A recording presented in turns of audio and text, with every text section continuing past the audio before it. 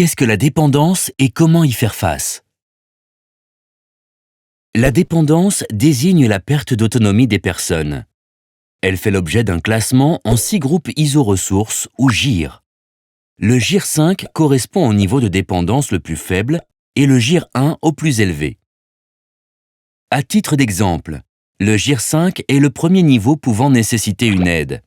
Il concerne les personnes qui se déplacent seules, mais ont besoin d'aide ponctuelle pour la toilette, la préparation des repas et l'entretien du logement.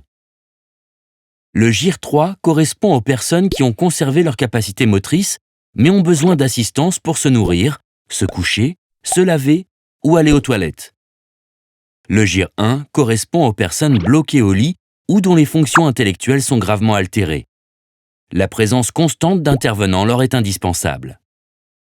Le GIR est déterminé par un professionnel de santé, comme le médecin traitant, en fonction de critères spécifiques. Les centres locaux d'information et de coordination, CLIC, peuvent ensuite accompagner les personnes âgées et leurs familles dans les démarches consécutives à la perte d'autonomie. Les personnes âgées souhaitent généralement rester à domicile le plus longtemps possible, et ce sont souvent d'abord les familles qui leur viennent en aide. Le maintien à domicile peut se révéler coûteux s'il nécessite un aménagement des lieux et l'accompagnement quotidien par des aidants salariés, soins infirmiers ou aides ménagères par exemple. À partir d'un certain niveau de dépendance, la personne doit être hébergée dans un établissement spécialisé, comme un établissement d'hébergement pour personnes âgées dépendantes, EHPAD. Le coût peut être compris entre 2 500 et 4 000 € par mois, selon l'établissement et le degré de dépendance. Pour faire face à ces dépenses, il existe des aides spécifiques, comme l'APA, allocation perte d'autonomie, ou l'ASPA, allocation de solidarité aux personnes âgées.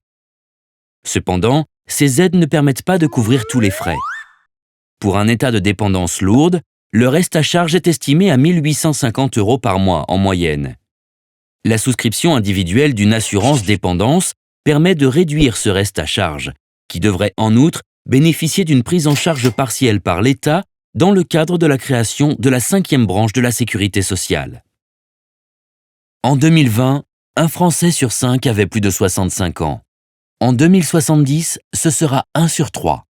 La dépendance nous concerne toutes et tous.